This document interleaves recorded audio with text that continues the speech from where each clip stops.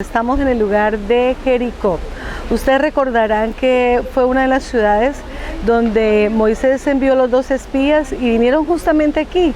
Aquí vivía Rahab, aquella mujer que ejercía la prostitución, y ustedes recordarán que fue una mujer que tomó los 2 espías, los guardó en su casa, ¿cierto? Los protegió porque inclusive lo buscaban para matarlos, y Dios la bendijo por esto. Ella puso una señal luego en la ventana de su casa. Cuando el pueblo de Israel iba camino a la tierra prometida, Josué hizo memoria de esa promesa que habían hecho y guardó su vida. La estrategia de Dios no es la estrategia de los hombres.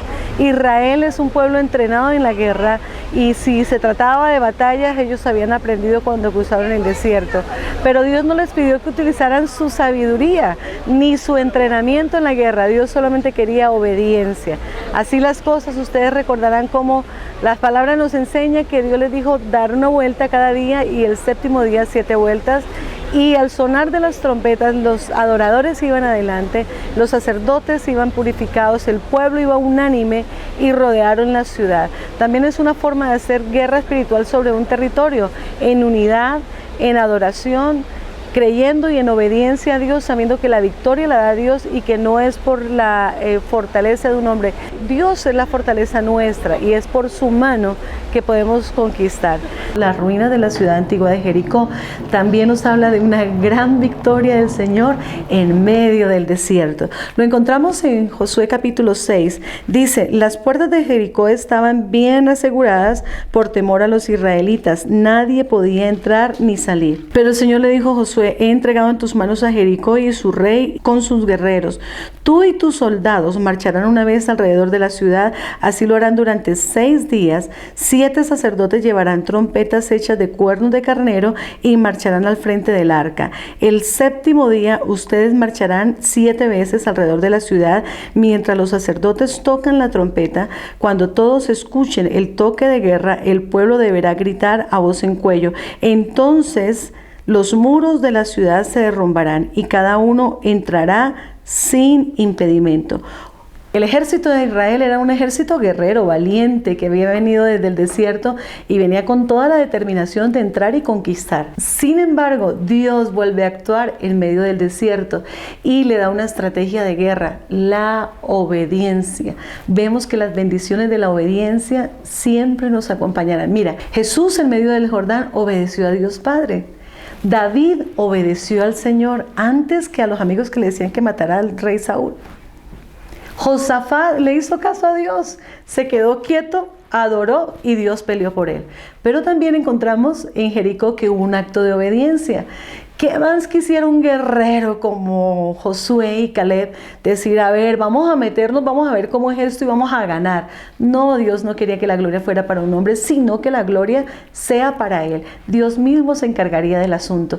Así que les da una estrategia de guerra muy sencilla. Dice que los sacerdotes deberían ir adelante y llevarían el arca del pacto. Muchas veces nosotros pensamos que la acacia es un árbol grande, como lo vemos en Colombia, pero no nos imaginamos el tipo de árbol que es en el desierto. Eso que ustedes acaban de ver es un árbol que para muchos aquí no tiene valor, no da fruto, es un árbol feo en su aspecto, tiene unas hojas muy pequeñitas y también tiene unas espinas. Justamente con este árbol fue que Dios escogió para que el pueblo de Israel lo trabajara para hacer un implemento dentro de el templo, como es el arca. Este arca de pacto significa la presencia del Señor, y en el arca del pacto no solamente los sacerdotes lo llevaban en hombros desde este lugar de las asas, sino que en la parte de adentro del arca, ¿cierto?, estaba el maná que había caído en el desierto, estaban las tablas de la ley dadas por Moisés, lo cual significa el poder de la palabra, y también estaba la vara de Aarón, que significa la autoridad. Todo esto era cargado dentro del arca del pacto, cierto, que era hecha en oro con madera de acacia, la cual encontramos en Engadi para que ustedes la miren, y en la parte de arriba estaba el propiciatorio, estaban los arcángeles, y en esta parte era que se aplicaba la sangre del cordero cuando se hacía el sacrificio. No vale nada este árbol, no vale nada, no para carpintería. En hebreo, shita se le puede decir una persona, se lo dice en otra forma, shoté. Shoté significa alguien que no tiene valor. que no sirve mucho. Está escrito que cuando los hijos de Israel estaban en el desierto y Dios le dio la lista de cómo construir el templo, el tabernáculo, Dios le dijo, agarra la madera de la shita y hace el arca del pacto. Wow. Acacia. Ok. Yo creo que no es casualidad que Dios eligió eso, porque nosotros somos este árbol.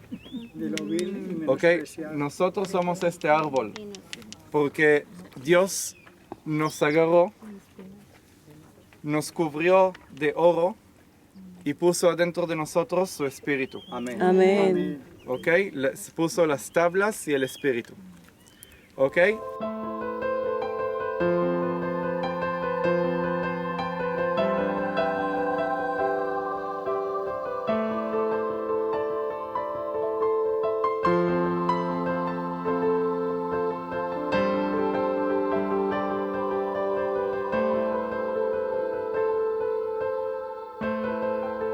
Este es el shofar, es un cuerno de carnero, ¿cierto? Que al ponerlo y tocarlo daba una señal de victoria. Esa fue la instrucción de Dios.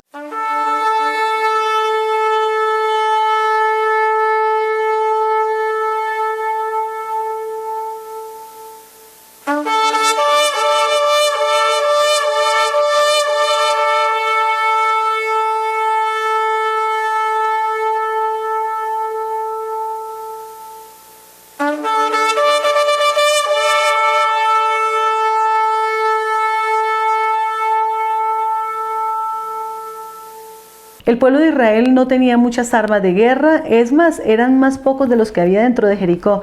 Pero ¿qué era lo que Dios quería? Que obedeciera, simplemente que hiciera caso. Y eso fue lo que ellos dijeron.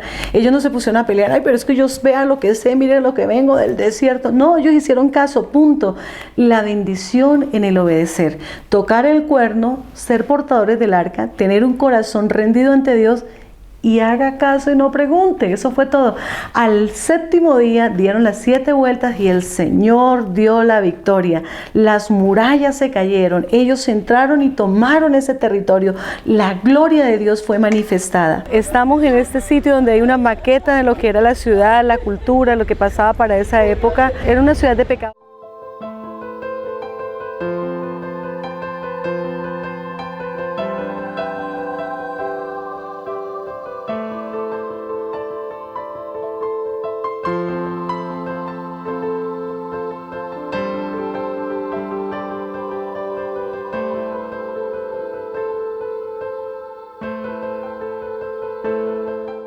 La victoria fue dada porque Dios es la fortaleza nuestra y es por su mano que podemos conquistar. El Señor dijo que nunca se volviera a edificar esta ciudad de Jericó. Sin embargo, más adelante volvieron a reedificarla, ya no en el mismo lugar, sino en otro sitio. Las consecuencias de levantar la puerta y de reedificarla trajeron muerte para el hombre que lo hizo. Bueno, al respecto quiero que escuchemos a Steve, el guía que viene con nosotros y que nos va a ampliar mucho más la información. Acá estaba construida la ciudad de Jericó. Según los arqueólogos, esta es la ciudad más antigua del mundo. Tiene 7000 años. Pero nosotros tenemos que volver a la Biblia para poder entender qué es lo que pasó acá. Acá estaba la ciudad que los hijos de Israel, después de cruzar el Jordán, conquistaron. ¿Ok? La primera ciudad de la tierra prometida. Todos los hombres se hicieron la circuncisión. ¿Ok? Después ellos llegaron acá, destruyeron la ciudad de Jericó, Jericó. ¿Se acuerdan? Una vuelta durante 7 días, el día séptimo, 7 vueltas. Y después tocaron el shofar, se destruyeron los muros. ¿Y qué Dios dijo sobre esta ciudad? Que no podría volver a ser reedificada. Exacto, que no podía ser reedificada. ¿Se acuerdan el hilo De grana. ¿cómo? De grana, sí. Grana roja. ¿Se acuerdan que Pablo dijo de que cuando los hijos de Israel cruzan el mar es como si fuera el bautizo? Sí. Ok. Los hijos de Israel cruzan el Jordán de la misma forma. Yo quiero hacer una, ¿cómo se dice? Referencia, comparación al bautismo en el agua. Después ellos hacen la circuncisión en la carne. ¿Ok? Yo lo comparo esto con el bautismo del Espíritu Santo. Porque está escrito que nosotros tenemos que hacer la circuncisión en nuestro corazón. ¿Cierto? ¿Qué es lo próximo que tenemos que hacer? Destruir los muros del pecado en nuestras vidas y jamás construirlos de nuevo. Jericó, la ciudad más baja del mundo. Estamos en el Valle del Jordán, la ciudad más baja del mundo, 300 metros bajo nivel del mar. Creo que eso es espiritual. Porque lo primero que encuentran los espías es una prostituta. Más tarde, eso fue en el Antiguo Testamento. En el Nuevo Testamento, ¿qué aparece en Jericó? Saqueo. ¿Qué es saqueo? Cobrador de impuestos. Un pecador, ¿cierto? Los Cobraban. Eso. Eran pecadores. ¿Por qué eran pecadores? Porque los romanos le dieron la autoridad de robar. ¿Ok? Entonces, en el Antiguo Testamento tenemos prostitución, Nuevo Testamento tenemos también pecadores. Y la ciudad moderna de hoy, ¿qué les parece? Ok, ustedes saben que hay una ley en Israel que dice que no se puede hacer casino, no se puede, ¿cómo se dice? Juegos de azar. Jugar. Juegos de azar. Ajá. Después de los acuerdos de Oslo, ¿se acuerdan que les conté? Que ya Jericó no era bajo de la autoridad de Israel. Jericó construyó un casino. Pueden ver allá, de toda la ciudad con las casas bajas, de repente se ve un edificio gigante. Ese es el casino de Jericó, el edificio más grande, más glorioso, más importante de la ciudad. ¿Casualidad? No. No. ¿Ok? Esta ciudad representa el pecado igual como Sodoma y Gomorra, que estaban muy cerca de acá. No es casualidad que Dios dijo no construir esta ciudad de nuevo. Como les dije antes, porque cuando nosotros destruimos el pecado, no tenemos que construirlo de nuevo.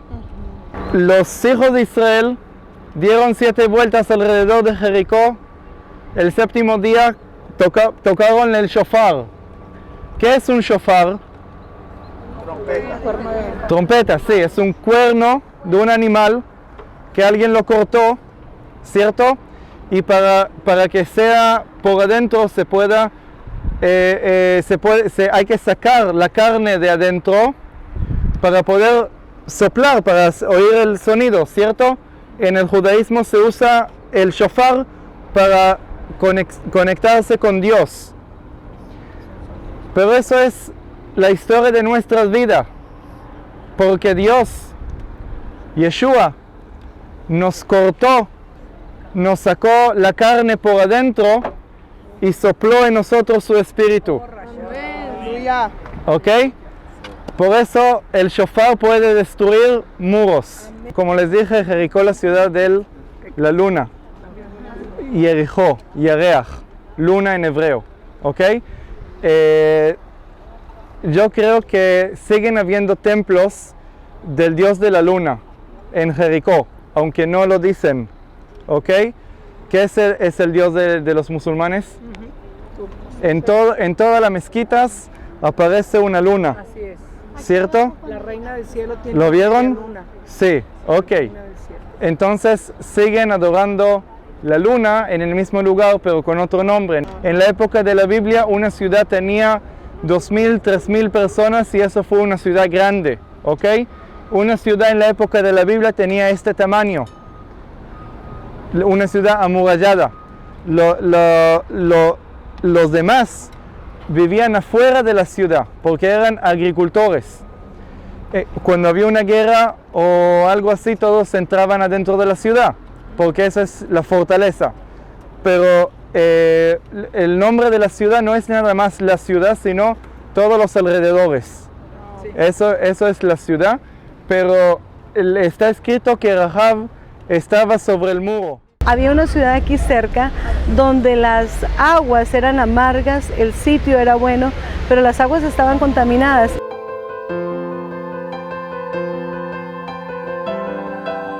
En este sitio no solamente se ven las ruinas de la Jericó antigua que fue derribada, sino que también hay un manantial que nos lo menciona la palabra del Señor, que en la época de Eliseo la ciudad estaba muy bien posicionada, pero las aguas que salían eran amargas y eran contaminadas.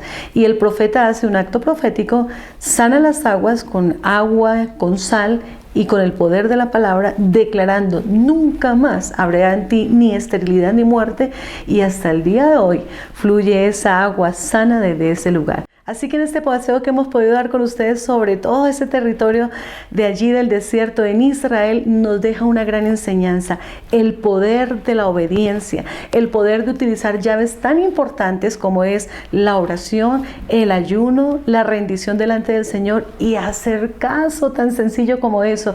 Y Dios se manifestó.